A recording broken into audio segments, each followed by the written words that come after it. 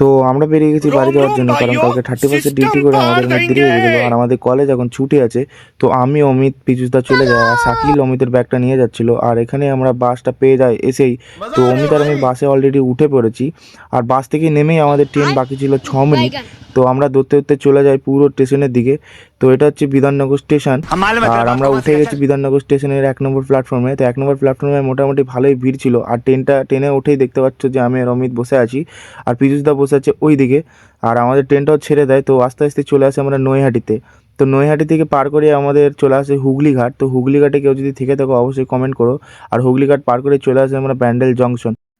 আর ব্যান্ডেল এসে আমরা এক বোতল জল কিনে নিই। আর পীযুষদা স্টেশন চলে এসেছিলো পূর্বস্থলী। তো পীযুষদা পূর্বস্থলী নেমে যায়। অমিত যেহেতু যাবে কাটোয়া, ওর মনটা অনেক খারাপ করছিল, কারণ আমিও নেমে যাব বেলাহাল্টে। তো আমি বেলাহাল্টে নেমে যাই, আর অমিত চলে যায় একা একা। তো আমার এই শর্ট ভিডিও তোমাদের কেমন লেগেছে আমাকে অবশ্যই কমেন্টে বলবে। আর এই রকম শর্ট ভিডিও দেখার জন্য আমাকে সাবস্ক্রাইব করে রাখবে। তো টাটা গাইস।